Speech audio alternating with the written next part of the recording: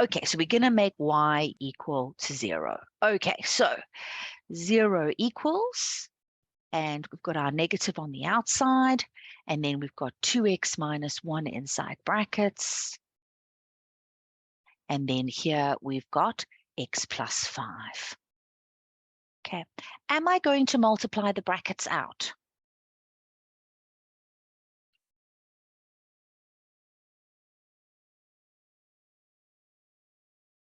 Good, I'm so glad you're all saying no.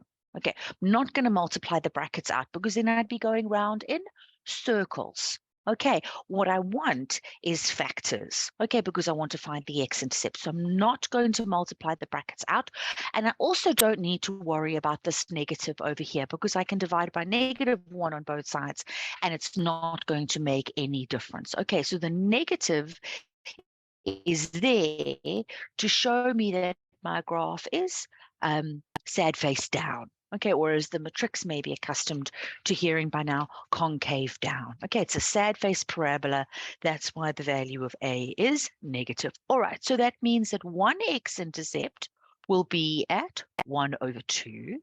The other x-intercept is going to be at -5. So looking at the diagram, B must be the half, and A has to be the -5.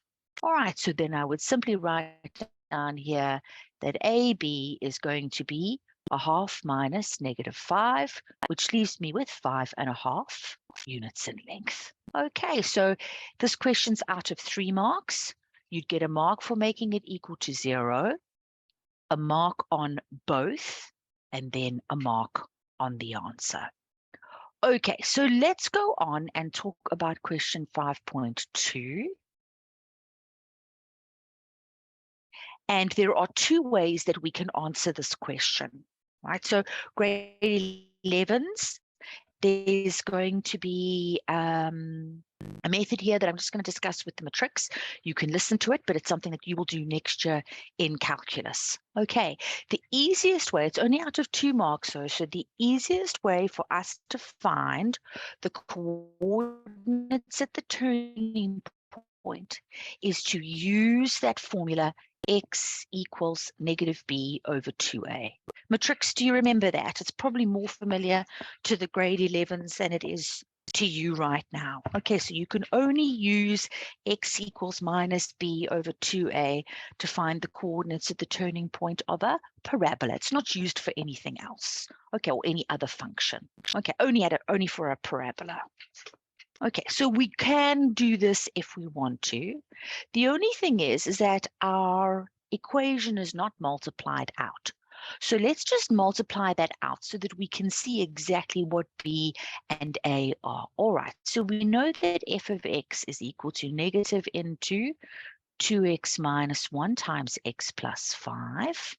So if we multiply our brackets out, I'm going to leave the negative on the outside, we'd end up with 2x squared plus 10x, that would be plus 9x in the middle, and then that would be minus 5, and then taking the bracket away, we'd have minus 2x squared minus 9x plus 5, like so. Okay, now subbing into x equals -b/2a, I can see that B has a value of what in this case? Grade 11s and grade 12s. What's the value of B?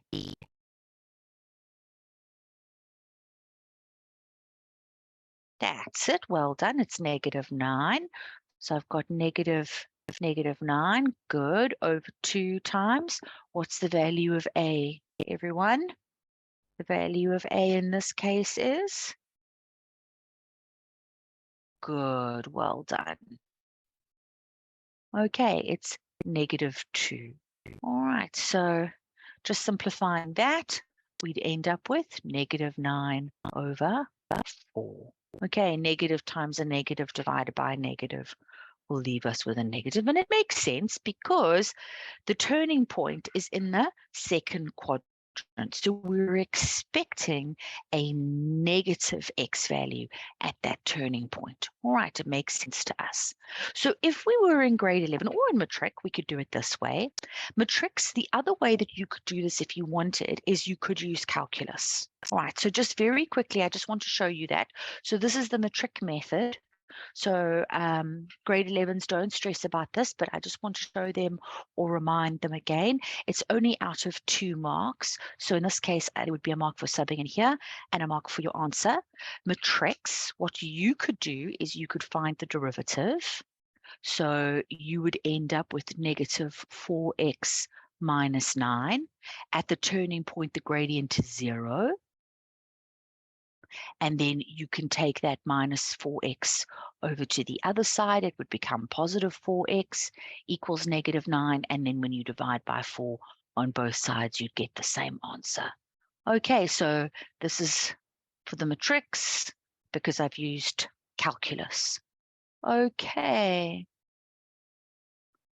5.1 is incorrect. It is supposed to be 11 over 5. Let's see, Bokhang.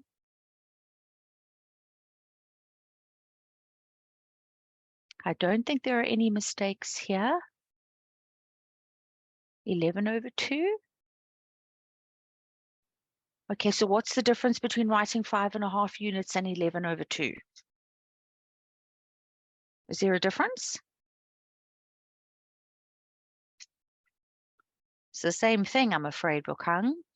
Okay, just check on your calculator and you'll see. All right, it's not wrong. No difference. There we go. Ayanda, which question are you talking about?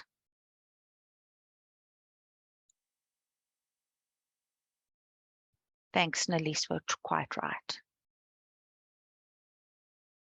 Okay, so we're almost finished with this. We still need to show that the y coordinate would be 121 over 8. Okay, so I'll come back to you now. All right, so doing the y coordinate next. All right, oh wow, well, this whole question is actually only out of 2. So actually we wouldn't get a mark there because we've got that answer already. And now we would have to go and sub in. Okay, so either method to get the x, and then to get y, we would have to sub in f of minus 9 over 4. Okay, and that would go into negative 2. And then it was minus 9.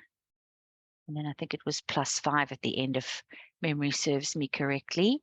Minus 2x squared minus 9x plus 5, absolutely. And then we'd end up with our 121 over 8. So I suppose the other mark would be there, subbing in. Quite a lot of work, isn't it, matrix, for just 2 and grade 11s, for just 2 marks. Okay, so I know somebody said in the beginning, finding the coordinates at the turning point was something that they struggled with. Is this a little bit easier now that we've revised it? Yes, Lumelo, okay. All right, so Lumelo, you're in matric, aren't you?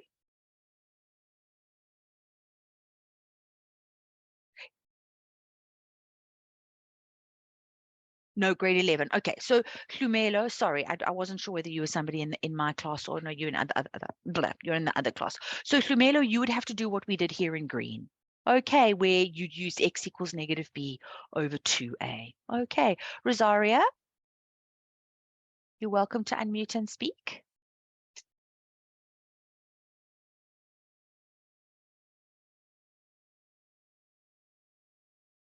You're welcome to unmute and speak, Rosaria.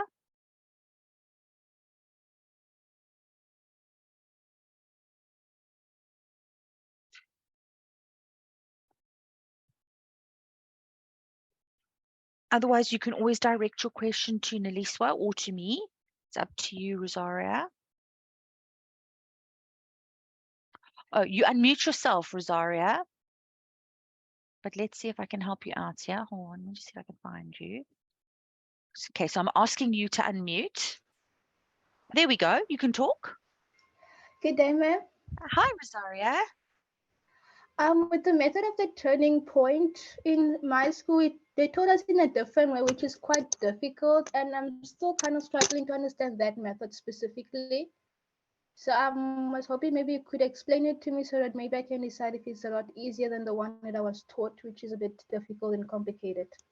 Okay, so if you want to find the coordinates at the turning point of a parabola, there is one other way that you can do it in addition to what I have done here. Okay, Rosaria, are you in grade 10 or I'm in grade 11 or grade 12? You're grade 11.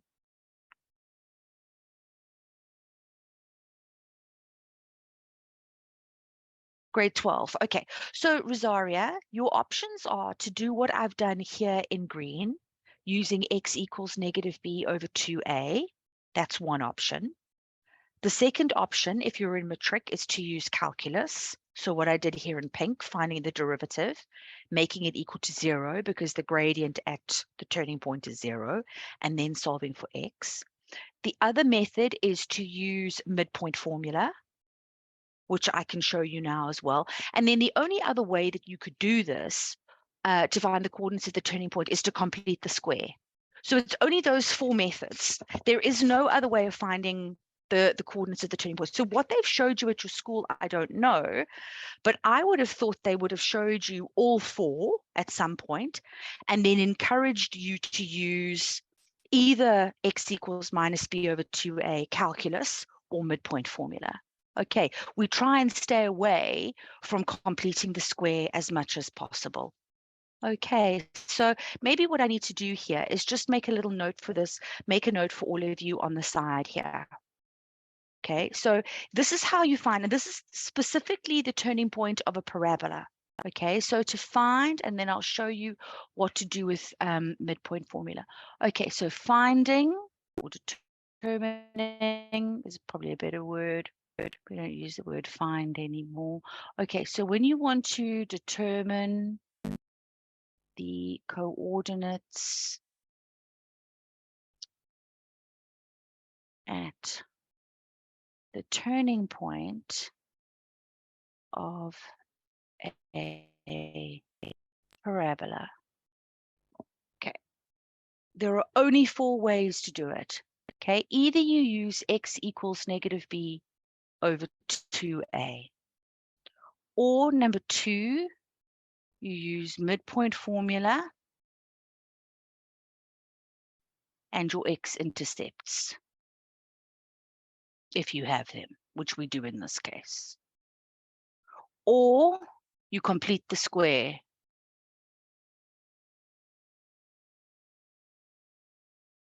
Okay, and I'm going to put a sad face over there because completing the square is difficult, and we only ever complete the square if they tell us to. It's not a method that any teacher would ever recommend you use. And then if you are in grade 12, okay, you can use calculus. So use the derivative. Okay, grade 11s, you won't know what that means. Okay, so Rosaria, those are the only ways in which you can find the coordinates at the turning point of a parabola. So let me just do this for you the midpoint way, and then I'll show you what I mean. So because all parabolas are symmetrical about their turning point, what we can say is if we were to draw a line straight down here, this point over here is exactly halfway in between. So from A to this point is going to be the same distance as from that point to O. All right, so in other words, we can use midpoint formula. So we know what our x-intercepts are. It's a half and minus 5. So I could do this as well. I could say x equals a half plus negative 5 over 2. All right, do that on your calculators, matrix, and grade 11s, and you're going to see you're going to get exactly the same answer. I'm going to do it as well. Do you see you get negative 9 over 4? Okay, so that's the other way. Okay, so this is midpoint formula.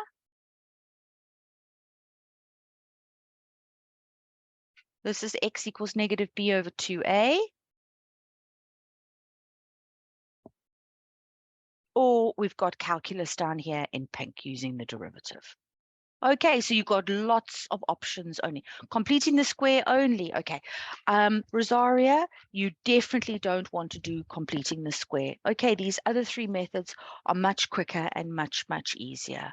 All right, so I really wouldn't bother with completing the square. Okay, so use either number 1 or number 2 or number 4. Okay, we are going to do another question on the parabola. So let's get on with this one, and then we can have a look at how we could maybe do it all those ways again.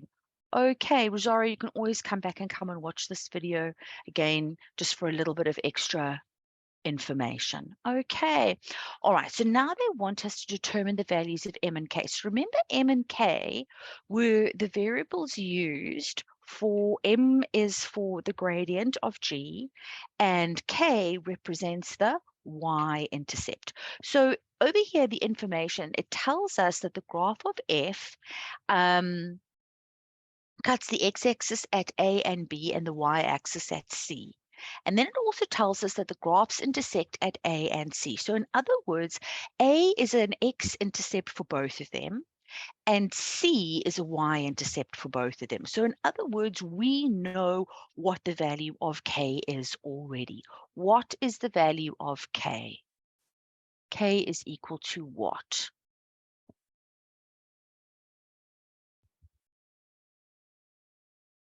Can anyone tell me?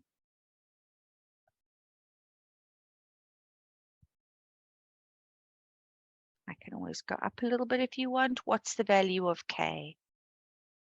Okay, Bokang, you're close, but remember C is a point. Not yet, Jude. Oh, silly me. Sorry, guys. I went straight to 5.4. Sorry, we haven't done 5.3. Okay, sorry. No wonder you were confused. Okay, let's do 5.3 quickly, and then we'll come to that. All right. Calculate the length of OC.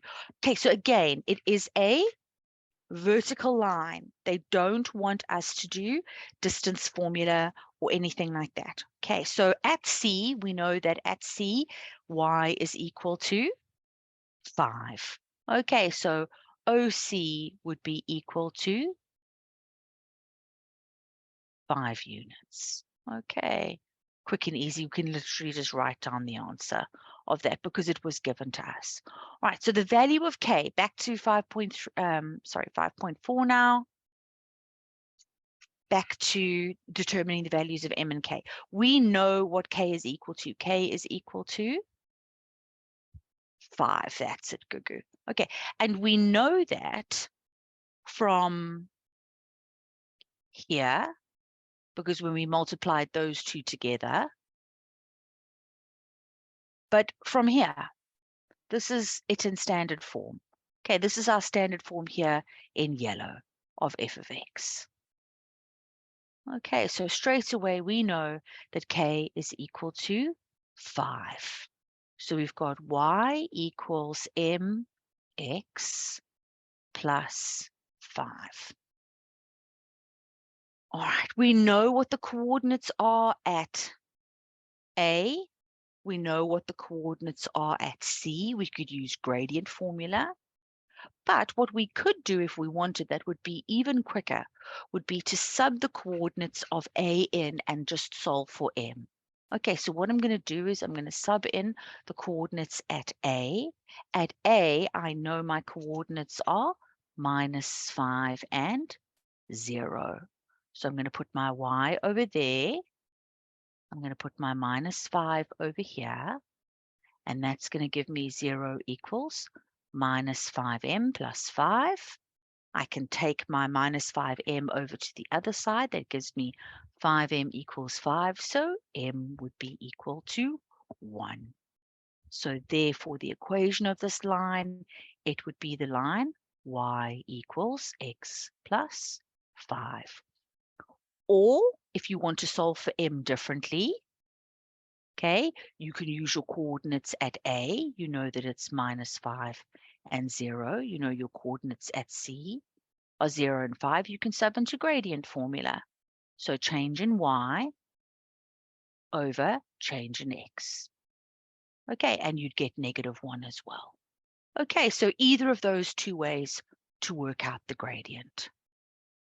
Sure, Hlumelo. Okay, so Hlumelo, do you remember when I multiplied these brackets out? I did that in question 5.2, and I got f of x in standard form. Okay, so if you recall, I multiplied the brackets out. I got 2x minus 1 times x plus 5. I'd leave the negative on the outside. That gives me 2x squared plus 9x minus 5. And then I multiplied through by the -1. I got minus 2x squared minus 9x plus 5. So this is f of x in standard form. So this value over here, always, always, always, is your y-intercept, isn't it? Okay, the value of c. So ax squared plus bx plus c is standard form like it is now. And that value over there at the end 5 is your c value. That is your y-intercept.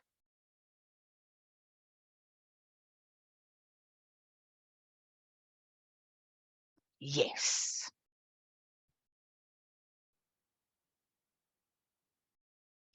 Oh, sorry.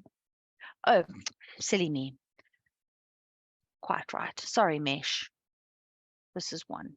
Sorry, it's -5 over -5. Sorry, Mesh, you're quite right. It's 1. Yes, Cassandra. Okay, so if you go back and you look here, again, it's a bit difficult for you guys because you don't have the, well, mind you, you do actually have the question. If you have a look at the question paper, I hope you got the question paper with you. It's just going to be easier for you to look at it over there. But remember, we read that information. Okay, the second line over here, if I start here, it tells me, okay, graph F cuts the x-axis at A and B and the y-axis at C. The graphs intersect at A and C. So in other words, they're telling us, by saying that to us, they are telling us that C is the y-intercept of both graphs. Okay, X is the x-intercept of both graphs. Does that make sense to everybody?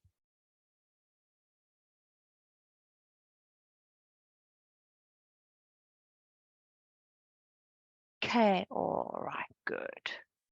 Okay, so it's very important with every question in maths, guys. If it's a question that comes with information that we have to read first, as is so often the case, make sure you read that information very carefully just to start off with, because most of the time it contains important information that we need in order to be able to answer the questions. I cannot tell you how many times I myself have, like, I'll be at school and a student will come and ask me for assistance, and I'll take a shortcut and I won't read the information, and I look at the picture and I look at the answer and I can't do the question. And it's just because I didn't read the information. Okay, it's happened to me so many times. All right, so don't do the same thing. Okay, always read the information first. Ask yourself, what does it mean? Understand it, and then go and look at the questions. Okay, all right. I think we're ready to do 5.5 now. Now they want us to calculate the length of PQ. Now, again, this is a length question. They do not want us to use distance formula. Okay, that it is a vertical line.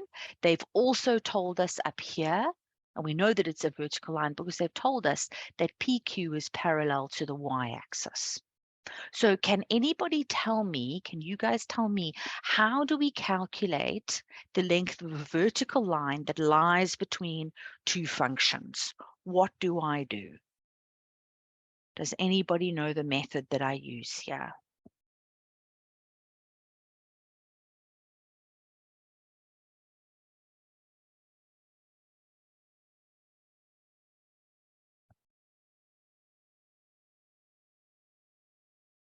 Does anybody know the method that we use to calculate a vertical line between two functions?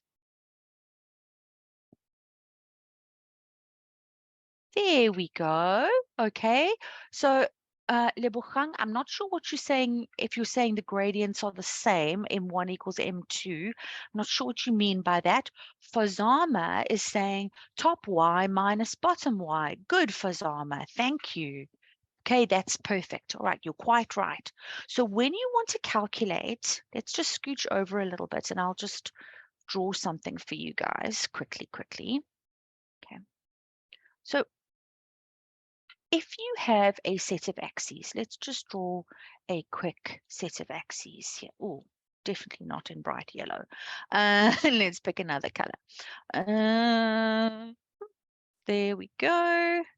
All right, set of axes very quickly. Right. If you want to calculate the length of a horizontal line, okay, so let's say from there to there. Okay, so from that point to that point. And over here, let's say that that's -3, and let's say that this over here is 1. This is now the x coordinate. Okay, you would say, and if that's A and that's B, you would say that AB is the x at the right minus the x at the left. So you'd end up with that, and it would be 4 units long. When it is a vertical line, okay, this corresponds with the y at the top. That corresponds with a y at the bottom. So if I say that the y at the top here is 5 and the y at the bottom here is -8, if this line is PQ, then I would do exactly what Fazama says. The y at the top minus the y at the bottom. Okay, so that's how you work out the length of horizontal and vertical lines in functions like this. Okay, so it's the x to the right minus the x to the left for a horizontal line, or it's the y at the top minus the y at the bottom for a vertical line. Okay, the only thing is it just becomes a little bit more complicated because the y at the top is written as a function. Okay, so remember g of x is y. Okay, and q is a point on the parabola. The parabola is f of x, which is also y.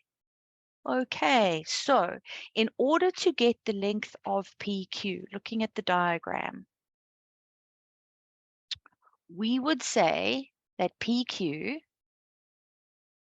is the y at P minus the y at Q. The y at P is a point on the straight line. So the y at P, everyone, is x plus 5. That is the y at P. Remember, this is the equation of g of x. Okay, the y at Q is going to be the equation of the parabola. So now I'm going to have to minus -2x squared minus 9. Oopsie, bracketed too soon. Minus 9x plus 5. Does that make sense to everybody?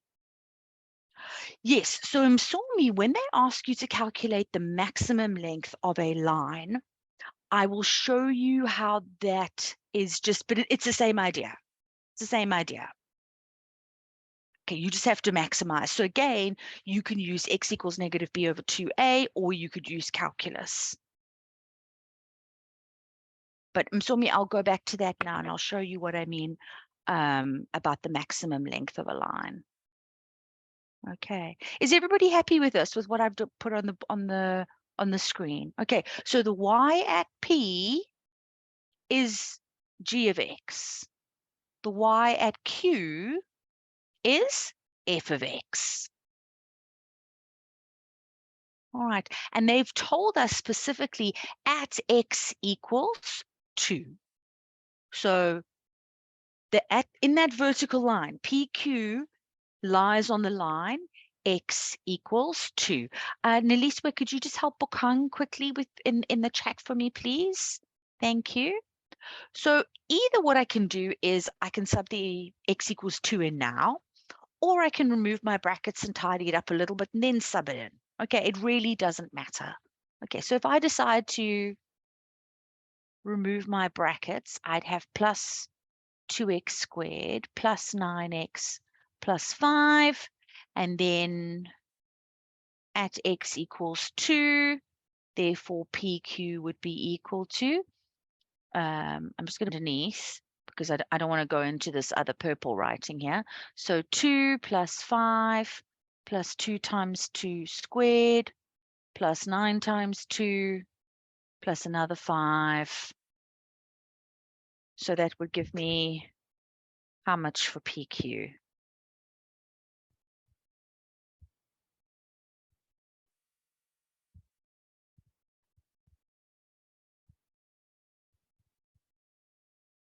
Okay, I'm getting 38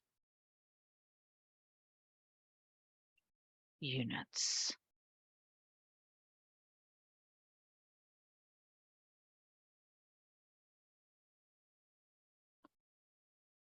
What have I done? Okay, sorry, I see some of you are disagreeing with me. Have I made a silly mistake? Okay, hold on a moment.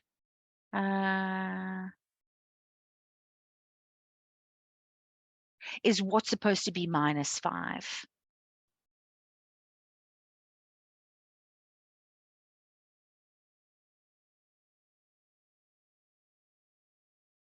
Oh, sorry, here. Sorry. Oh, when I multiplied out my bracket. There we go. Beg your pardon. Negative times a negative is a positive. Yes, so that should be minus. Sorry, that should be minus.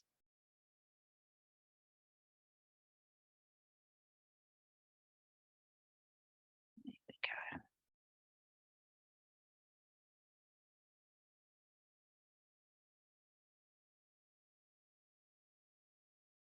There we go.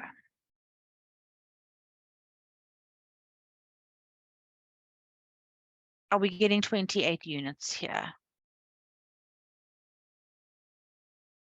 There we go. Okay. All right. Thanks, guys. Thank goodness you are on the ball and watching everything so closely. See, it's so quick. It's so easy to make a silly mistake like that when you are distributing and not change a sign. All right. Cool. Let's move on. The questions now start to become a little bit more difficult. Question 5.6 and 5.7 are going to require some sort of deep conceptual understanding of functions if we want to be able to answer them and access these marks. If not, we have to be happy with 12 out of 18, but if we want more than that out of 18, we've got to be able to do the more difficult work as well. All right, so let's see what question 5.6 is asking us. They want us to calculate the value or values of h for which y equals x plus h will be a tangent to f. So calculating the value or values of h for which y equals x plus h will be a tangent to f. What is this linking to? Does anybody know which other section we study in grade 11 at the beginning of grade 11 and then we never do it again and you're expected to know it in grade 12? Not Euclidean. Well, I understand why you guys are saying that because of the word tangent. But it actually isn't a link to something in paper 2. It's a link to something in paper 1. So some of us have made some suggestions. It's actually nature of roots. Oh, okay. Tan functions, is it trig? It's actually nature of roots. This is a nature of roots question. Do you remember nature of roots? The discriminant delta. Okay, that's what they're actually asking us a question about here, all right? So if a line, yeah, for real, Lebogang, if a line, so if we just go back and just think about our nature of roots, and nature of roots is so important to be able to answer questions like this. Just very briefly, if you have, let's draw ourselves another set of axes, okay? If you have a parabola, and we're talking about our set of axes over here, this parabola over here, that parabola over there, what do they have in common? What do these two parabolas have in common?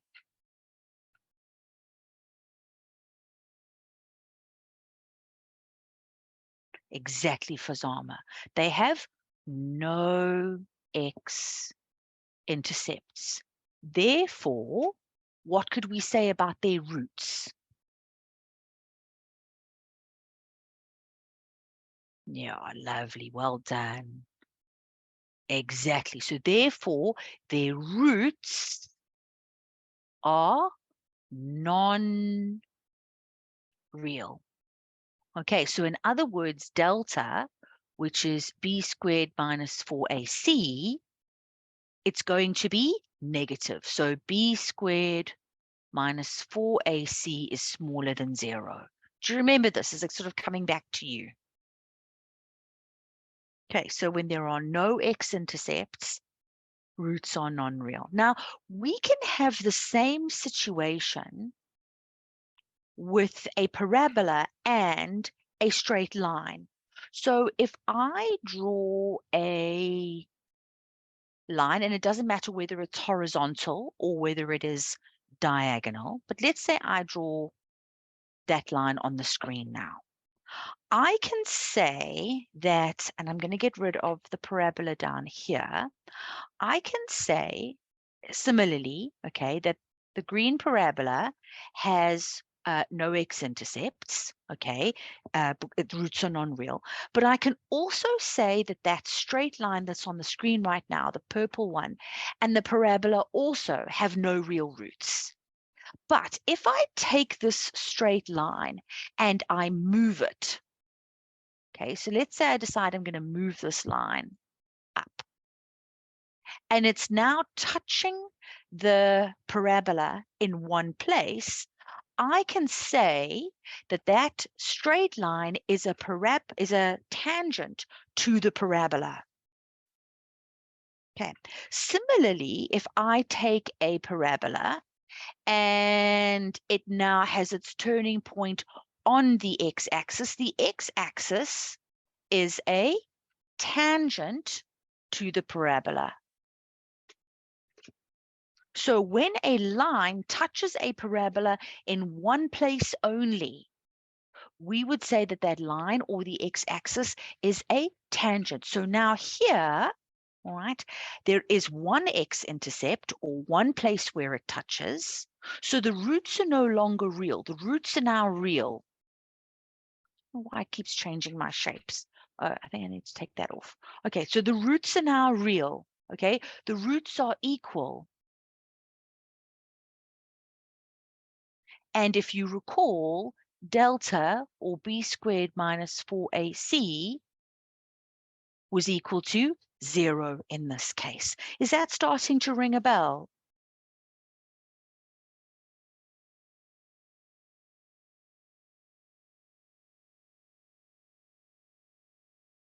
Grade 11s and grade 12s? Is it a little bit more familiar now, what I'm talking about? It looks like they get it. Sorry, Teacher Lee. Okay. I'm here now. Sorry. Hi, Yolanda. No, that's great. I'm so glad you were able to join us. No problem. Looks like Okay. everyone is getting it now. Yeah. Okay. So, Jude, what I was trying to say here is that when a parabola either touches the x, or it's not a very good straight line, when a parabola touches a straight line, whether it's the x-intercept or another straight line on the Cartesian plane, if it touches in one place only, all right, then that straight line is a tangent to the function. It has real roots. Delta will be equal to 0 in this case. Okay, so this is what they want us to use to answer this particular question. So this is how we would do it. First of all, we would take, I'm just trying to think where's the best place. You know what I'm going to do, Matrix? I'm going to rub out 5.1 so that I can write over here. We've got this information anyway. So let me just do this. Okay, so our first step in answering this question is, again, you have to be able to know what part of maths are they actually asking us a question about? What does this relate to in our knowledge? So first thing. Second thing, we would take minus 2x squared minus 9x plus 5, and we would make it equal to x plus 5. Now we need to get it into standard form. So that means moving the x and the h over to the other side. So we've now got minus 2x squared minus 10x plus 5 minus h equals 0. It's now in standard form. That means the value of a is negative 2.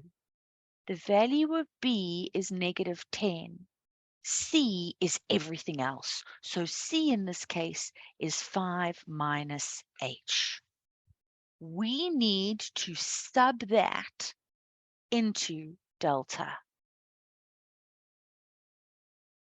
So B squared would be minus 10 squared minus 4 times A is negative 2 and C is 5 minus H. Okay, so this would give us 100.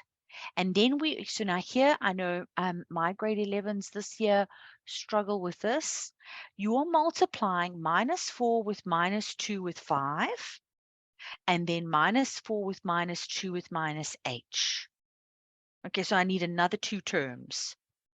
Okay, so this would give me 8 would be 40. So this would be plus 40, and then that would be minus 8h. Like so.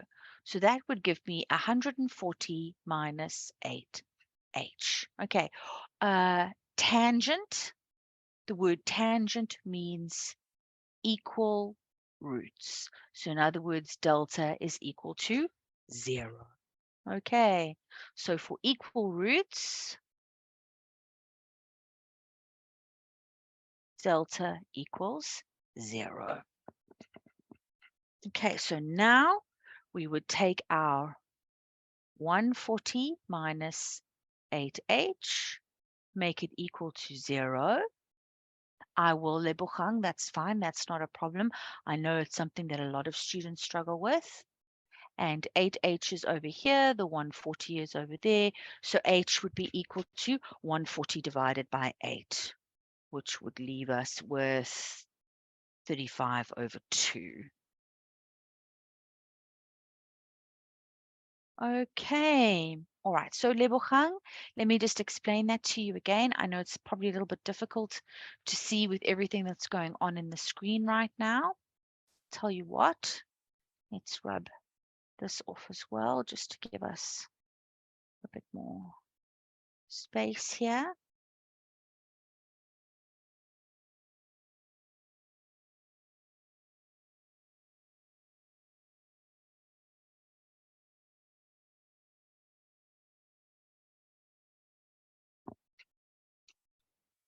Okay, so Lebogang and anybody else, right? You've got the minus 10 squared minus 4 times negative 2 times 5 minus h.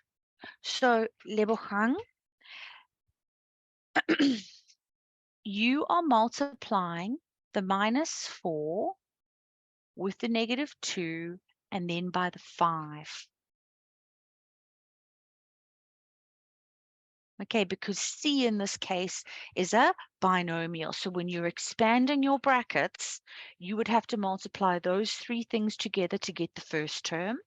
That's where the plus 40 comes from. And then you would have to multiply the -4 with the -2 by the -h. That's where the -8h comes from.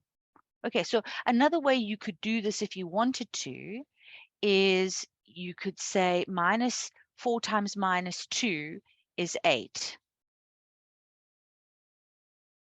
Okay, so -8 times the 5 is where the Sorry, shouldn't it be be plus 8, 8? plus 8, plus 8, plus 8. Sorry. So that's where the plus 40 comes from and where the -8h comes from. Okay, so if that's a little bit easier for you. Okay, you just multiply those two numbers together first. All right. There we go. Okay, let's have a look at the next thing. Okay, now that's only out of 3 marks.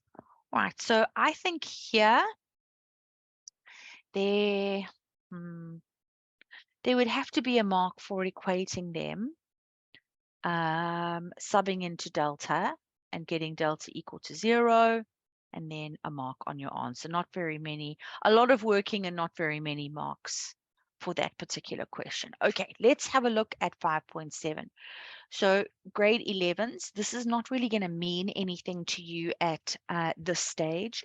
This really is for the grade 12s, but you're welcome to listen. Okay. I think you can still understand it even if you don't necessarily know the notation. Okay, so grade 11s, you don't know this. The matrics know this. Anybody in matric, what does this mean? In the context of this question, what are they asking me to look at specifically? When they say f of x times f prime x, what are they talking about? What does f prime x mean in this case?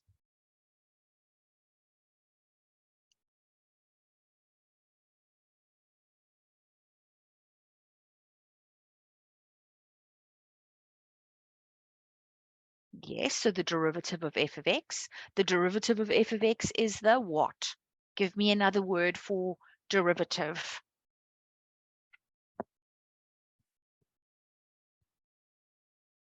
The gradient, exactly, the gradient. The gradient.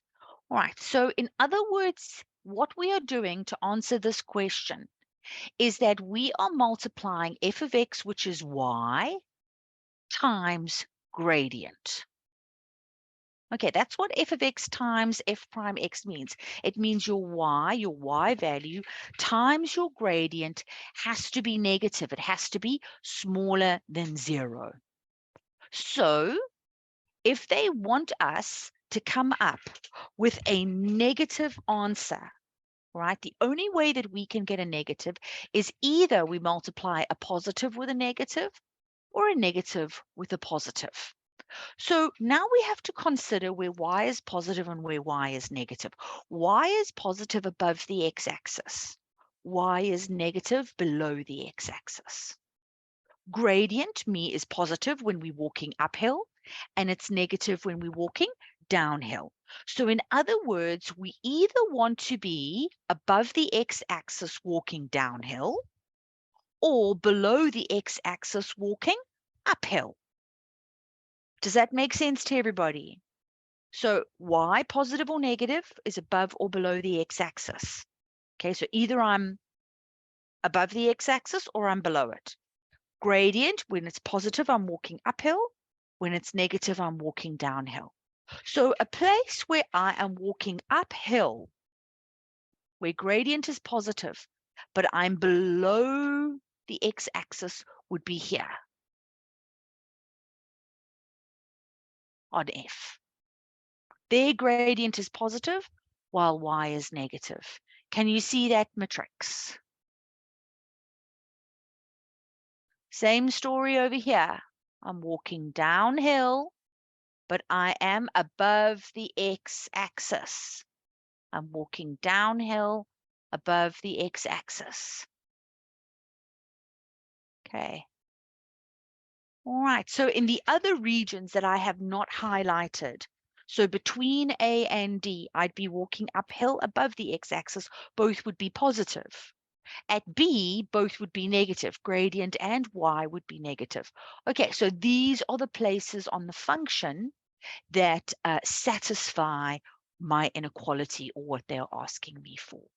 Okay, so it needs to be an x value smaller than the x value at A. All right, so I know at A, x was equal to -5. So this is going to be where x is smaller than -5. Or where x is a number that's bigger than the x coordinate at the turning point. The turning point, its coordinates was -9/4. And between the other x-intercept at B, and that was where it was equal to 1/2. Okay, so either where x is smaller than -5 or where x is bigger than -9/4 but smaller than 1/2. Okay, so there would be an accuracy on that and 2 accuracy marks on that. You cannot write that in any other way unless, of course, you want to use brackets. So you can do this if you want to. So where x is an element from -infinity to -5 union. Oh, let's just get rid of this over here.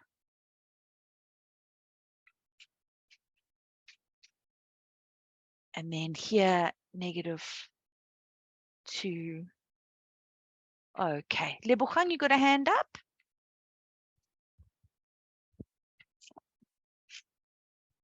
You're welcome to You have ask, to Lebogang. unmute. Yeah, you'll have to unmute Lebogang.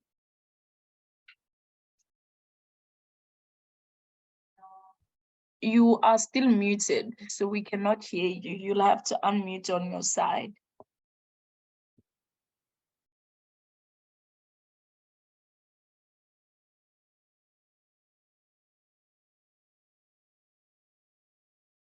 Lebogang says she can't unmute. I don't know why not. I just fixed that, Lebogang. Just try now. There we go. Thank you, ma'am. There we go, Lebogang. Ma'am, can I ask for 5.7, is it the same as in like normal functions where they ask you if the x values where one function is above the x-axis and the other one below? Yeah, absolutely. Absolutely. Yeah, it's one of those determined for which values of x. So, there's so many things that they could ask here. So they could say, for which values of x is f of x greater than g of x? Or for which values of x is f of x times g of x greater than 0? Or f of x divided by g of x smaller than 0? There's so many different things that they could ask there. But yes, it's one of those kinds of questions. Mesh, are you in grade? No problem. Are you in grade 11? I think you're in grade 11, Mesh. There we go. Okay, so they're not going to ask you this question in grade 11. This comes out of a matric paper. So in grade 11, they could say to you, for which values of x is f of x greater than g of x? Or f of x, they're not going to ask you a question about gradient. Okay, Mesh, because you haven't done f prime x. That's calculus. Okay, so I don't know if you heard me at the beginning of this question. I was just saying grade 11s, don't stress. This is not something that you've done. Okay, so they won't ask you this in grade 11. Okay, next year definitely. Okay, but then you don't need to worry about that because you've got Watobe to help. Okay. All right, so let's go back and go and have a look at some of the other questions. What I also just wanted to share with you was a functions checklist. You can take a screenshot of this and then perhaps go through the checklist and say to yourself, are these things that I know how to do? So X and Y intercepts, do you know how to calculate them? Do you know what the rules are? And then hopefully we can say yes. Do you know how to write down the domain and the range, the coordinates at the turning points of a parabola, whatever the case is? All right, so what we've just done now, all right, in this question over here, the one that we've done together, we've done 5.1. That's a question about the x-intercepts. This is a question about the turning point. Yeah. Gugu, it's not an easy question. The length of OC, M and K is equation of a straight line. Calculating the length of PQ, so that would be up here, it would be how to find the length of a vertical line between functions. Then here, 5.6, calculating H, that was a link to nature of roots. All right, and then question 5.7, so that's why I've put up here, I've put nature of roots for you, so functions and nature of root applications, and then for which values of x. Okay, so Gugu, maybe you're not the only one, maybe there are other people. Is anybody else struggling to understand 5.7? It's only for the matrix. Yes, Jude. So the word increasing means a positive gradient. Okay, because y is getting bigger as x gets bigger. Okay, so if they use the words increasing, they're talking specifically about a positive gradient. Okay, if they use the word decreasing, they mean a negative gradient. We have Okay. 3 learners that are, well, 2 more learners that are also don't understand 5.7. I'm not sure if it's only 3 or more, but so far I see 3. All right. So when you say you don't understand, what is it that you don't understand? Can you be a little bit more specific? Please feel free to unmute and then you go. Go for it, Gugu. Go for it, Gugu. Hi, ma'am. Hi, Gugu. So I'm struggling with, I can understand the question, but I struggle when it comes to the part where you highlight the graph. Okay. Do you? Yes, That's yes. fine. Do you understand why I've highlighted the bits that I have? No, that's the. Okay. All right. That's fine. I Okay. know you're talking about the gradient, but I'm struggling to grasp that part.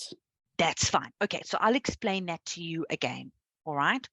So when we talk about the value of y, okay, here is, let's just get a highlighter. There's your x-axis. Okay. So above the x-axis, this is where y is greater than 0. Y is positive. Below the x-axis, this is where y is negative. Okay. On this side of the parabola over here, all of this up to the turning point over there, your gradient is positive. So here I would say f prime x is greater than 0. On this side over here, let me just find a different color highlighter. Over here where the green is, after the turning point, your gradient is negative. So f prime x is smaller than 0. Okay, so where y is greater than 0, this means where y is positive. This is where y is negative. Gradient, this is where gradient is positive.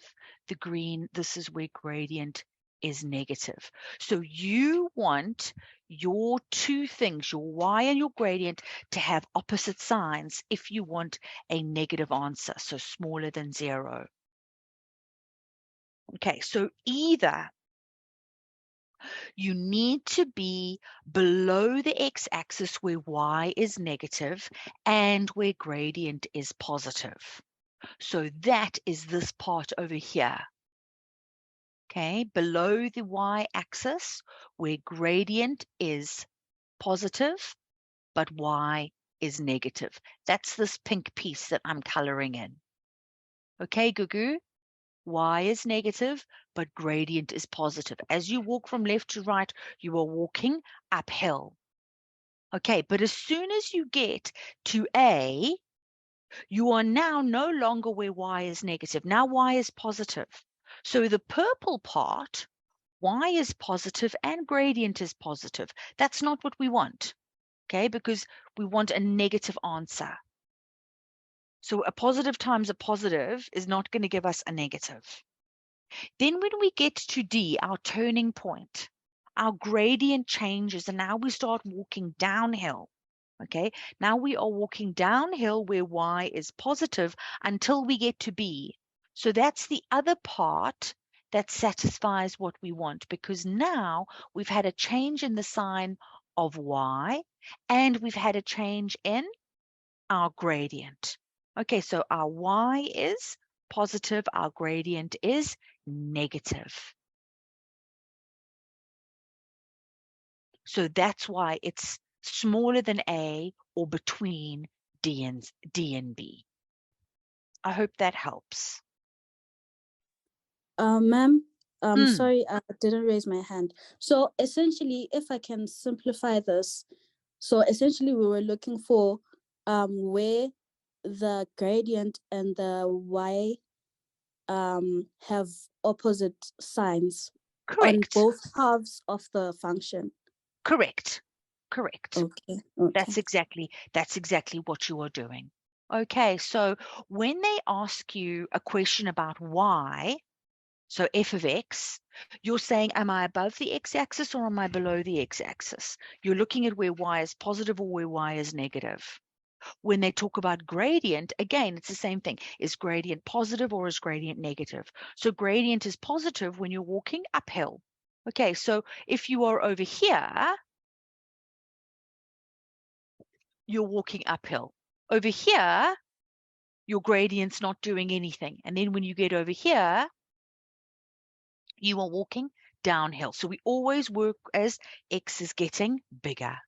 Okay, does that make more sense to you? Okay, all right, cool beans.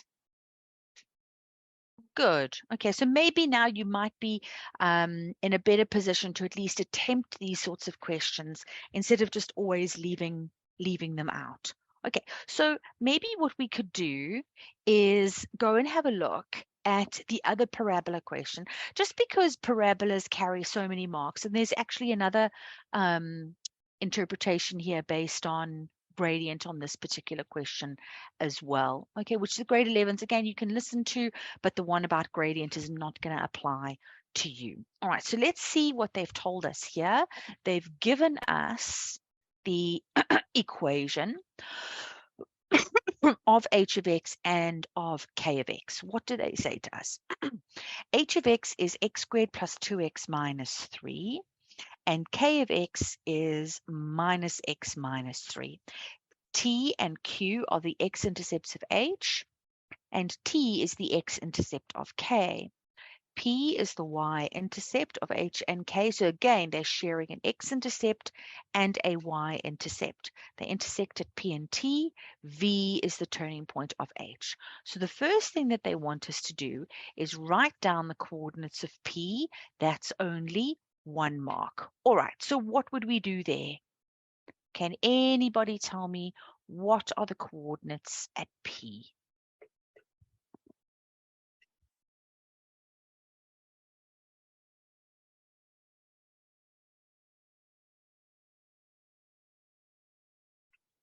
Based on the information that's given to us? Someone's put it in the chat. There we go. Okay, so be very careful, guys. Okay, when they ask you for coordinates, give them coordinates. Okay, very important that we do that. Yes, x would be equal to 0. You're quite right, Mbali and Zanele. And y would be equal to -3. Quite right, Gugu. Okay, so it'd be 0 and -3. Gugu, how did you know that? How did you know that the coordinates at P were 0 and -3? What were you looking at? Can you tell us? When we're looking for the y-intercept, we let x be equal to 0. Did you do that? Did you do a calculation? Yes. Okay, by looking at it, no, I didn't. But by looking at it, I know, because when you multiply something with 0, it gives you 0. So we're only left with -3. Exactly. Okay, so in other words, what you were doing is you were looking at that value over there, and you were looking at that value over there. Okay, Yes. so there we go. Okay, because we were told that they intersect at P and T. So if they intersect at P and P is the y-intercept, then that value, the -3 over here and the -3 over there, that is your y-intercept value. Okay, so you don't want to go and throw away any marks here because you didn't write it as a pair of coordinates. Okay, let's look at the next question. The length of TQ. So when they say the length of TQ, what do they really want us to calculate?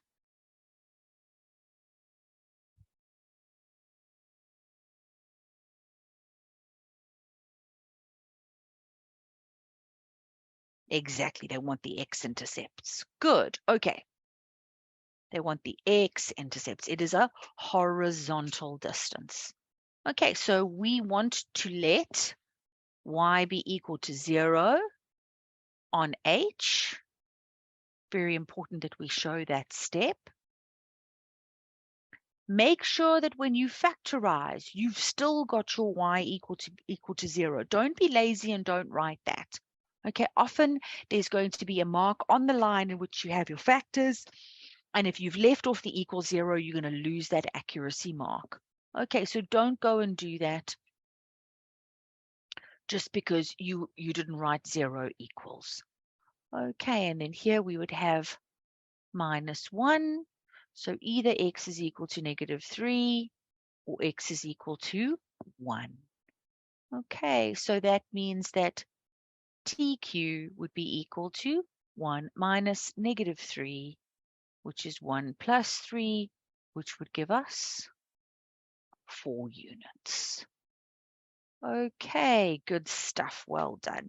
So this particular question, let's just go and see what its mark allocation was. 4 marks. Okay, so 1 mark for equal to 0. Factors must be equal to 0. Both answers, and then the 4 units over there. All right, now they ask us to calculate the coordinates at V. So, Rosaria, this goes back to you, what you were saying at the beginning of our lesson, okay, about finding the coordinates at the turning point. Remember, grade 11s, you have 2 options. Matrix, you have 3 options. None of us are going to do completing the square because it takes way too long. All right, you guys do that. Work out the coordinates of V, and then you're going to share your answer with Yolanda and I.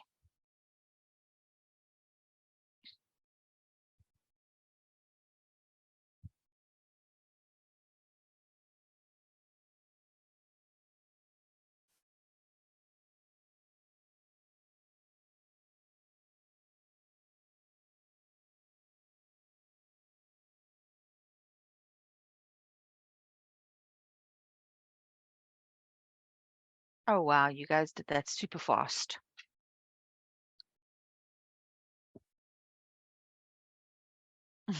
Well done, everybody. Okay, so we can see that V is a point in the 3rd quadrant, so we're expecting a -x and a -y. Well done. Lovely, good. Nice.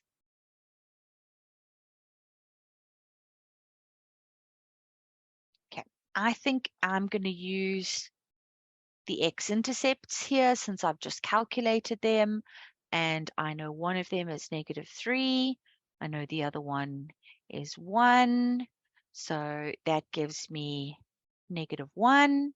And then in order to calculate what the y is, I'm going to calculate h of 1. Okay, so remember to show your working. So that would be 1 squared plus 2 times 1 sorry, -1, beg your pardon. What was it at the end? -3. Okay, and then that would give you -4. Okay, so again, they've asked us for coordinates. Let's give them coordinates, -1 and -4. Good, well done. Okay, beautiful, everybody.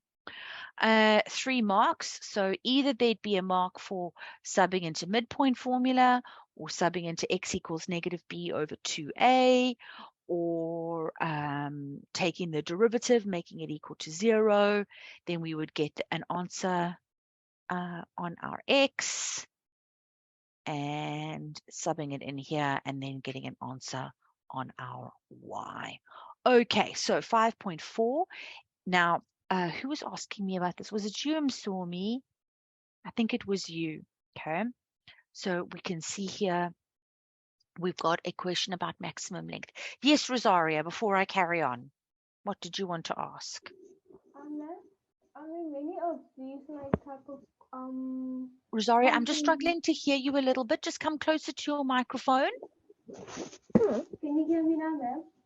It's a little bit difficult for me to hear you. You sound very far away, but I'm going to listen carefully. Please speak. Okay.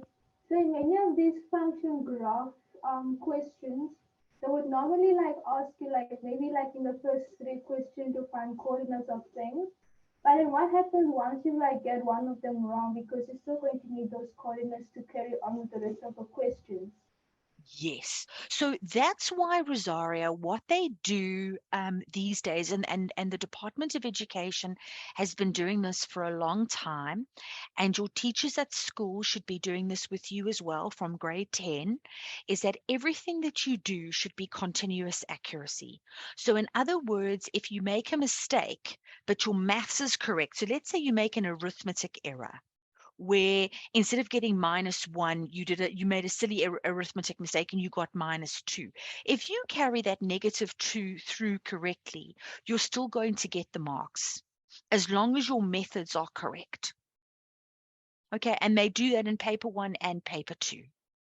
So any question where you are using information that you have calculated will always be continuous accuracy marks, so that you can still get the marks even if you've made an arithmetic error. Okay, so continuous accuracy is for number errors. Okay, arithmetic errors. It's not for method errors. Okay, so your method still needs to be correct to get those marks. Okay. So that's nice. That helps. You've lost marks with that. Yeah. So that's what they're trying to do. Okay, so Msomi, it was you that was asking about this. So here we can see the maximum length of MR. So whether we were in grade 11 or in grade 12, we could be asked a question like 1.4. Now, the reason why they say the maximum length of MR, what they mean here, Msomi and everybody else, is that the length of MR can change. Okay, that's why they're saying that M is a variable point. So in other words, I can move M. So imagine, okay, if I could grab hold of point M and point R, and I could go up towards T. If I take M and R and I move up towards T, what's going to happen to the length of MR as I go in this direction towards T? What's going to happen to the length of MR? MR is going to shorten, exactly. It's going to get smaller and smaller and smaller. When I get to T, MR, the distance between M and R, is going to be 0, because M and R will be on top of one another at T. So as I move away from T, M gets longer, MR gets longer and longer and longer and longer until it gets to a point where it's the longest it can be. And then as I start to go towards P, what's going to happen to the length of MR again? Again, it's going to get shorter. So what they're asking us for here is that what is the length of MR when it's the longest it can possibly be between points T and P? Does that make sense?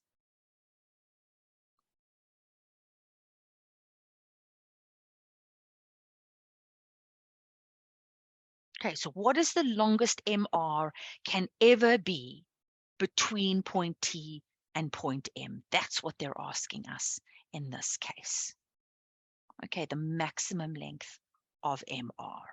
Okay, so first of all, we need to get an expression for MR using the y at M minus the y at R, like we did in that previous question. Okay, so we know that the length of MR is the y at M minus the y at R. What is the y at M? M is a point on the straight line. So if I go up and have a look, the straight line is k of x, which is minus x minus 3. So that is minus x minus 3. The y at R is a point on the parabola, So if I go up and have a look, that's h of x. That's x squared plus 2x minus 3. So this is x squared plus 2x minus 3.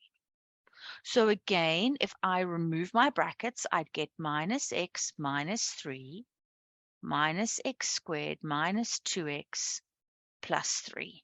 If I've removed my brackets correctly. And then if I just simplify all of this, I'd end up with minus x squared minus 3x. Okay, so I've got the length of MR now in terms of x. The difference between question 5.4 and question 5.5 is that in question 5.5, it was easier because they told us that x was equal to 2 when we were calculating the length of PQ. Here, they do not tell us what the x is when MR is at a maximum length. So, if you are in grade 11, what you would do after this is you would go back to your formula x equals negative b over 2a. Because when you're calculating the x coordinate at the turning point, that is going to be the maximum length or maximum distance that your point can be from either the x-intercept or any other point below that. Okay, so you would use x equals negative b over 2a. This is if you were in grade 11 or in grade 12.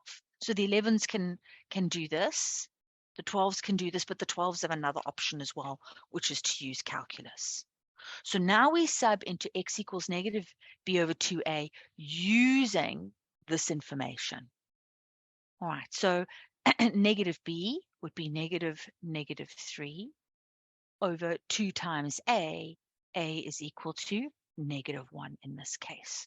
All right, so negative times a negative divided by a negative would be minus 3 over 2. So now I have worked out the value of x when MR is at its longest point. Okay, so MR will be its longest when x is a value of minus 3 over 2. Matrix, we can also use calculus if we want in this case. Okay, so for the grade 12s, if you have got MR equals minus x squared minus 3x, you can use calculus, derive. Okay, so the derivative of MR with respect to x, we would have minus 2x minus 3. Again, for a maximum or for a minimum, our gradient would be equal to 0. And then we would solve. So 2x equals negative 3. So x equals minus 3 over 2. Okay, so matrics, you can use calculus. Grade 11s, you would use x equals negative b over 2a. All right, or if you're in grade 12, you could do that as well. Now you can go back and go and sub in. All right, so in other words, to get the maximum length of MR, we're going to take minus the x squared minus 3x. We're going to sub in minus 3 over 2 squared minus 3 times minus 3 over 2 like that. Okay, and then you can work out what that is.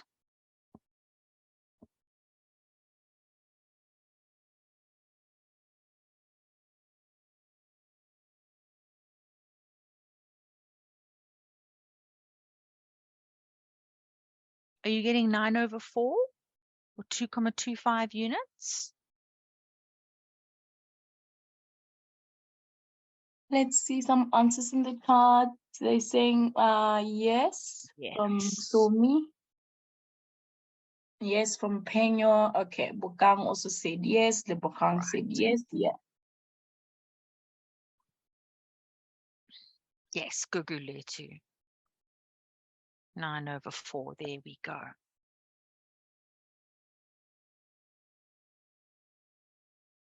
Okay. Are there any questions about 5.4 before we carry on?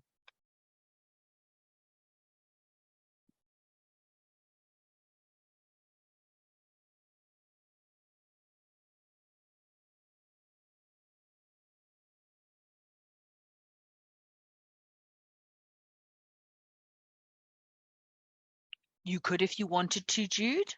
You could.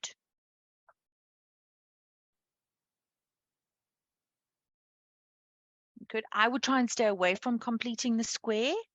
It's not something that a lot of students get right, but you could. Yes, you can see 5.4 again, Oratile. Let me just go down. There you go. And I'll just... Yes, Ayanda. 5.5 is another grade 12 question. Okay, so the grade 11s could get something like x times h of x greater than or equal to 0. But in matric, the matrics are the only ones that will see h prime x. Okay, so I chose this question on purpose, actually, because of question 5.5, because I thought that that's something that probably not a lot of us would have seen before. Okay, this is not an easy question at all. Right, so let's just break it down into its parts. So for which values of x will x times h of x times h prime x be greater than or equal to 0? So this is a similar category of question to question 5.7. Okay, it's just a little bit more difficult. Okay, because now instead of them multiplying 2 things together, now they're multiplying 3 things together. So here, when they talk about x, they're talking about either to the left of the y-axis or to the right of y-axis. So where your x coordinates, is x positive or is x negative? When they talk about h of x, they're talking about y again. Right, so either above the x-axis or below the x-axis. And then h prime x, sorry, grade 11s, this again means gradient. So in other words, what we are doing here is we're taking x, we're timesing it by y, and then we're timesing it by gradient. And we want an answer in this case that is either equal to 0 or positive. So when we times these 3 values together, we want an answer that's 0 or positive now. Yes, this is for the matriculants. Okay, but grade 11s, you can still listen. It's just the H prime X that you wouldn't be expected to know. You still are expected to understand these sorts of questions. Okay, so if we go up and we have a look, X is negative to the left of the y-axis. It's positive to the right of the y-axis. Y is positive above the x-axis. Y is negative below the x-axis. When we talk about gradient, when we're walking downhill, gradient is negative. When we're walking uphill, gradient is positive. So gradient is negative before V. Everything before V has a negative gradient. Everything after V has a positive gradient. We're walking uphill. Okay, so we want a positive outcome. So either to get a positive outcome, either all of them have to be positive. So let's go and have a look at that. Is there a place on the graph where X is positive, where Y is positive, and that we mean the coordinates, and gradient is positive? Is there a place where that's happening? Can anybody see that on the graph? Where your X coordinates are positive, your Y coordinates are positive, and you are walking uphill.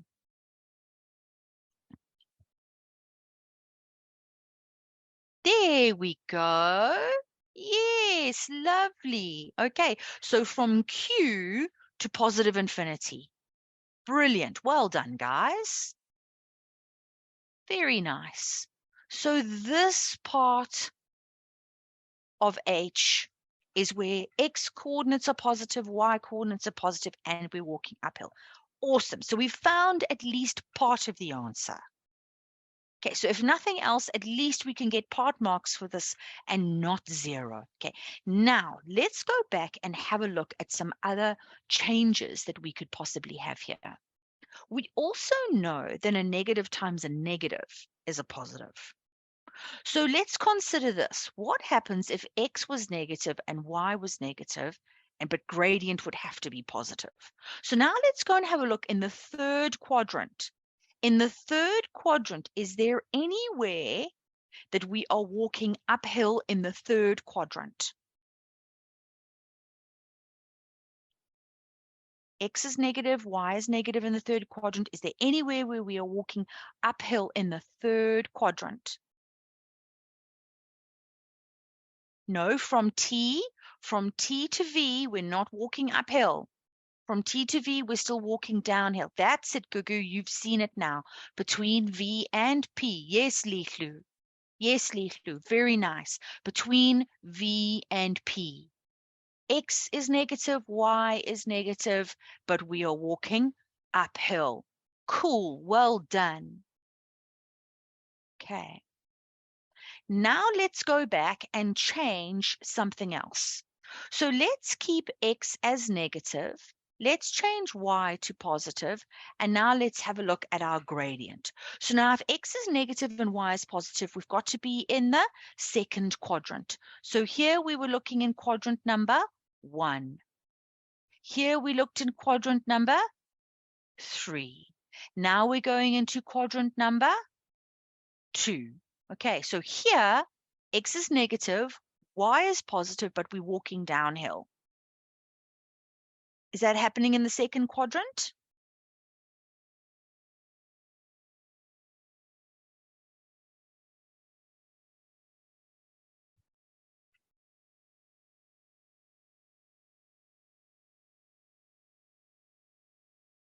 Okay, so here. Okay, X is negative because we're in the second quadrant. Y is positive. We are walking downhill. Negative infinity to T. Yes, Lichlu, good. Okay. So in quadrant 2, X is negative, Y is positive, and our gradient is negative. Okay, as we come from negative infinity to T, we are walking downhill. Gradient is negative. All right. The last thing I suppose we should have a look at, if it's not going to work, is quadrant 4.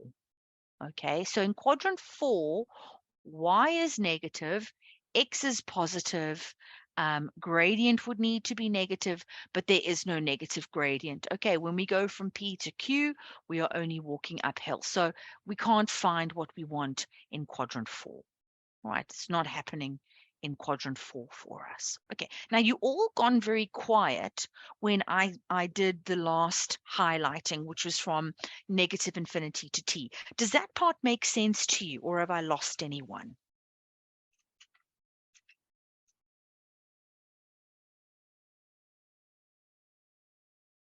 Okay, so far Gugu is okay. Okay, Anyone Gugu's else? happy. Yes, it does make sense. Okay. Okay. All right. Okay, looks like we're happy. Good. Oh, good. I'm so glad, Matrix. I'm so glad it's making sense. Is this the sort of question that ordinarily you would have left out? Would you have looked at something like that and said, I don't know what that means and moved on?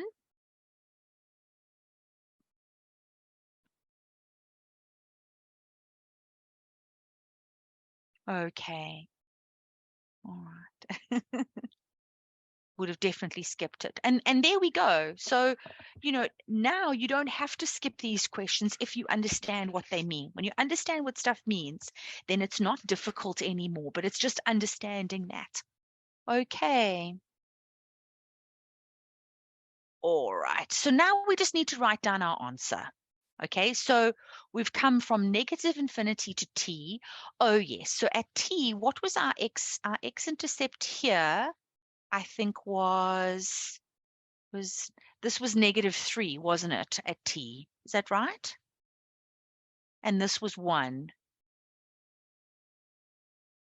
Am I correct? And then at V, our turning point was -1 and -4. Okay, so let's write down our answer for 5.5. Okay, so where X is smaller than -3, that's this bit over here. V to P, it's between V and P. So we've got to say between -1. Oh, sorry, it says or equal to 0, right? So we can include these values. So between -1 and at Px was equal to 0.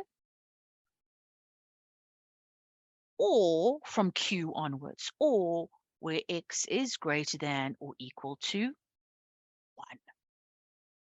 Okay, so there you go. Those would be your 3 marks in this case. 1, 2, 3.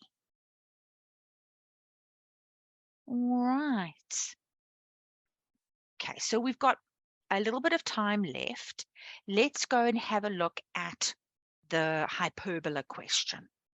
Okay, if everybody's happy to do so.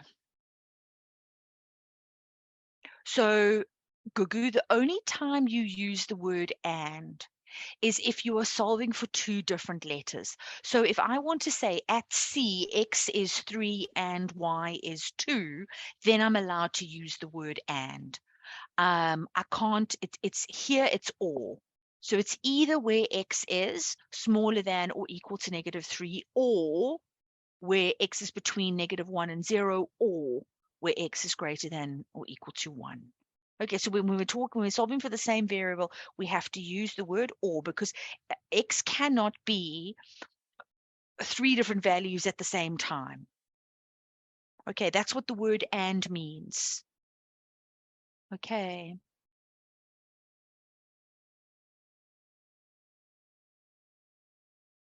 Okay, so again, so Gugu, another way to think about it is like this. Okay, there will be other boys that are doing this. Okay, so things like girl and boy, either you are a girl or you are a boy.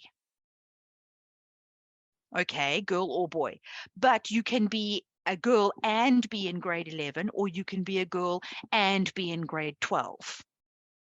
Okay, or you can be a boy in grade 11 or a boy and in grade 12. Okay, so the word and is when you are 2 things at the same time, or is one or the other. Okay. So union is for all, Lebogang. So you can use union here if you want to. So if you wanted to write your answer like this, it's the union of 3 regions. So it would be x is an element of negative infinity to negative 3. All right, union, square bracket, minus 1 to 0, union, 1 to positive infinity, round bracket. Okay, so you could use the union symbol here if you wanted to. Yes, that's correct. That's correct, Gugu. Union is the same as all. Okay. All right, guys, let's go back and have a look at the hyperbola. Hyperbola questions are all very sort of samey, guys. And when I say samey, I mean they often ask the same sorts of questions. So like the first one, write down the equations of the asymptotes. Guaranteed, they're probably going to ask you that if they give you a question on the hyperbola. Okay, so remember, a hyperbola has 2 asymptotes. It has a vertical asymptote and it has a horizontal asymptote. When they say the equations of the asymptotes, maths teachers are very particular about that. They want them to be written in the right way. So all horizontal lines have an equation y equals. All vertical lines have an equation x equals, and you must write them in that way. All right, so now this comes from our equation. Can anybody tell me what the equations of the asymptotes are? What is y equal to? Y is equal to 1, yes, y is equal. So careful, Oratile, y is equal to q. Okay, the x. Yes, there we go. There we go. There's the lovely word of the use. And look at what Lizuko has done here. X equals 1 and y equals 1. Lovely, Lizuko. Perfect. X equals 1 and y equals 1 as well. Okay, so remember over here where it says x minus 1, we know that that means that it has been shifted 1 unit to the right. Excellent. Well done, everybody. That's beautiful. Okay, so you know the equations of the asymptotes very well. There's our 2 marks over there. Good stuff. Now they want us to calculate the coordinates of A. Oh, sorry, I should have read the information first. The sketch below shows the graph of f of x, 4 over x minus 1 plus 1, and the line y equals x. A is the x-intercept, B is the y-intercept, and C is a point in the first quadrant, and it is a point of intersection of F and G. Okay, so calculating the coordinates of A, okay, again, this goes back to x-intercepts. Okay, so 4 is the A value, it is. What is the 4 at the top again? So that's right, Lebogang is helping you there, Rosaria, quite right. So it's x plus P plus Q. So that 4 over there, if it's positive, the graph is sketched in quadrants 1 and 3. When A is negative, then the graph is sketched in quadrants 2 and 4. Okay, cool. All right, thanks, Lebogang. That was a lovely explanation. Okay, so now for the x-intercept, Gugu says it's 5. Careful, Gugu. Remember, it's a point on the negative x-axis. Maybe you made a mistake there. Just careful. Just go back and check. Is it maybe negative 5? So at the x-intercept, y is equal to 0. So we would have 4 over x minus 1 plus 1. Okay. Now, this year with my grade 11s, I said to them, this is the only way I want you guys to do this. I taught them, and I'm sure Mr. S teaches you grade 11s the same way, and your teachers at school, take that Q value over to the other side and change its sign, and then cross multiply. It is the easiest way to solve for x. So now you've got the negative 1 into x minus 1 is equal to 4. So minus x plus 1 is equal to 4. So minus x is equal to, oh, I'm getting 3. So this would, or negative 3, this would be 4 minus 1, which would be 3. So x would be equal to negative 3. Okay, yes, I agree. Right, did they say coordinates? Calculate the coordinates. Again, they want coordinates, give them what they ask for, and then they cannot take any marks away from us. Okay, it's all right, Gugu, that happens. Okay, but that's where we went wrong. Okay, so do your teachers at school tell you to do the same thing? Does Mr. S tell you to do the same thing? Where you're taking that Q value over to the other side, excuse me, changing its sign and then cross multiplying. Grade 11s? Yes, yes, he does. Okay, no, that is the best way to do it. Okay, nice. How many marks was that? 3 marks. So again, these are 3 marks we want, making it equal to 0. Simplifying and then getting our answer. 4.3. Now we want the coordinates of C. So C up here, it told us it is a point of intersection. So what do we do when we want to calculate coordinates at a point of intersection? What's the general rule for points of intersection?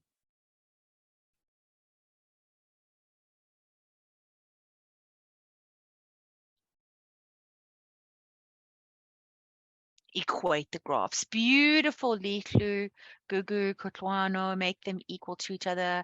And Mbali and Zanele were the first ones off. They're beautiful. Okay, so we're going to let F equal G in this case. Do we have an F and a G? Oh no, we've just got a Y of X. Okay, so we're going to let them be equal to one another.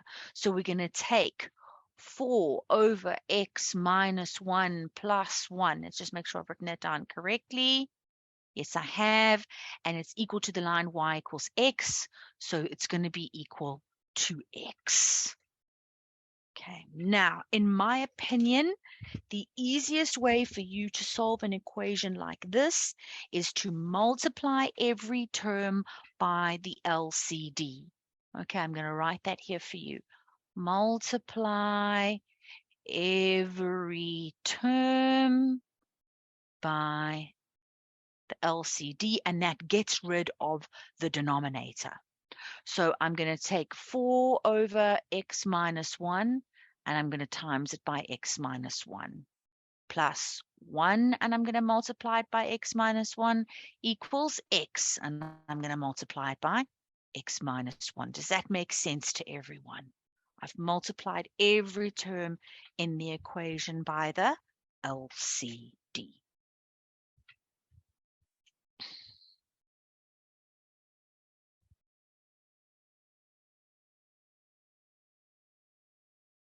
Okay, so here that will cancel, and I'm just left with the 4. Plus 1 times x is x, and 1 times negative 1 is negative 1. X times x is x squared minus x. Now I want to get it into standard form. So I'm going to end up with x squared minus 2x minus 3. Okay, now I'm going to factorize.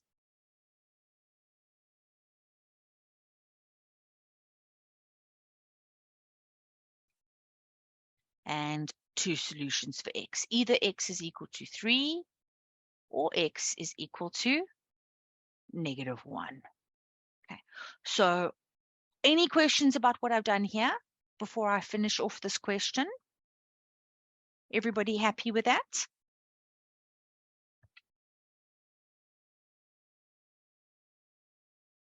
Yes, cool. We're all good. Nice. Okay, so now we've got to go back, everybody, and go and look at our diagram, because now we've got to make a decision. Is x 3 or is x negative 1? Okay, at C, x has to be exactly. We have to check which one works quite right. So at C, we're going to have to make a choice. So either you do not scratch out your solution that doesn't apply. Either you write NA, or you can put a line through the equal sign. These are your options, or you can even write at Cx equals 3. Any one of those is fine. So we're choosing 3, and then the easiest thing for us is to always go and sub back into the straight line. In this case, it's the line y equals x. So if y is equal to x and x is 3, then it means that y is equal to 3 as well. So therefore, the coordinates at C will be 3 and 3. You see, again, I use the word and. X is 3 and y is 3. Okay, but here with different values for x is 3 or x is minus 1. All right, so that was out of 4 marks. Our marks would be 4.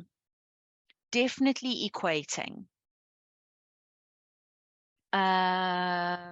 Always on factors, most of the time on factors. Don't leave off the equals 0.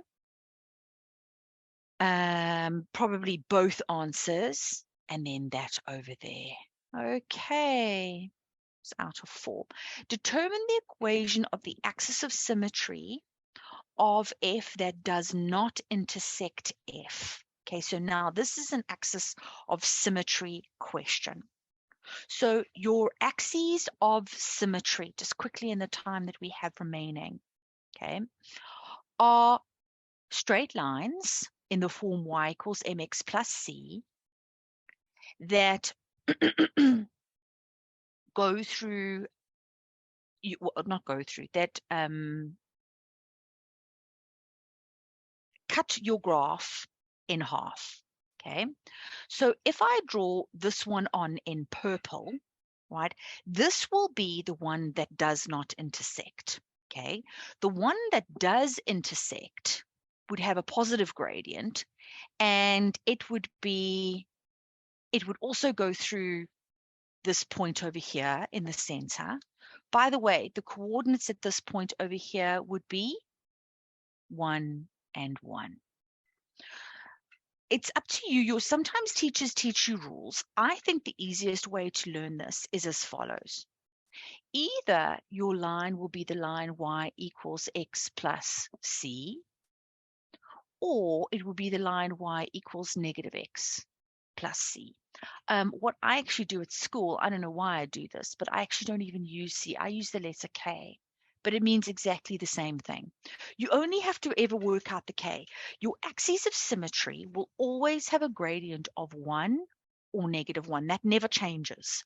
So you don't ever have to calculate the gradient. You just have to calculate the y-intercept. Okay, so in this case, the equation of the axis of symmetry that does not intersect is going to be the one with the negative gradient because it's not allowed to cut the graph. The other line, as you can see here, is cutting the graph. So we have to choose the one with the negative gradient. So that's going to be this one over here. So for 4.4, we're going to use the line y equals negative x plus k. We then sub in the point of intersection, that point of intersection of your asymptotes. You could, Jude. You can. You can do it that way as well. Not a problem. Okay, so we know that they intersected at 1 and 1. We know that from question 4.1. And we can go and sub that in. So 1 equals negative 1 plus k. So k is going to be equal to, add 1 here, k is going to be equal to 2. So it is the line y equals negative x plus 2. There we go.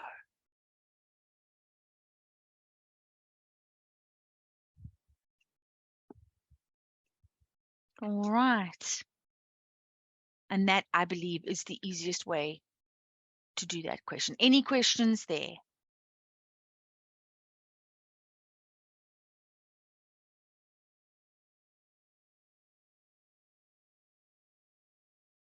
Are you sure? All good?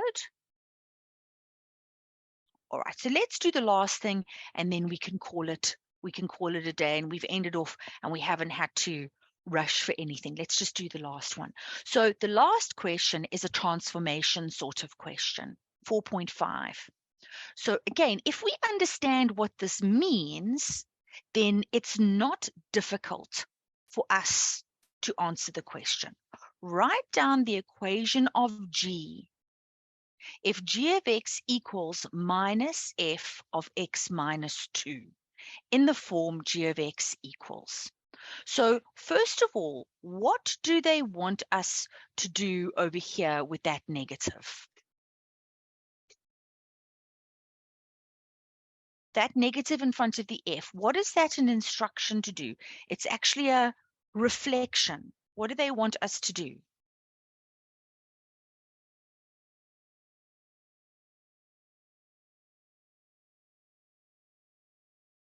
Y has changed sign. So if Y changes sign, we have reflected it over the x-axis, x-axis, x-axis. Okay, Y is changing sign because G of X is now equal to negative F of whatever. Okay, so Y has changed sign. Okay, so it's a reflection about the x-axis or over the x-axis. So Y has changed sign. So I'm going to put in this 4, and this was X minus 1. And now this is an instruction to shift my graph to the right-hand side. Okay, they want us to subtract 2. So we're going to subtract 2 over here. In other words, we would be moving the graph 2 units to the right-hand side. Okay, so that's what I would end up doing. Okay, so when I add onto X, I move the graph to the left. When I subtract from X, I move the graph to the right. So this would end up being, let's just leave the negative outside for now. We've got 4 at the top. At the bottom, we've got X minus 3 plus 1. And now it's similar to that map. It's like a mapping rule. Exactly, Lebogang. Okay, so this would give us minus 4, X minus 3, minus 1. Okay, so I've expanded that negative to both terms in the brackets. Okay, and that would be how we would do question 4.5.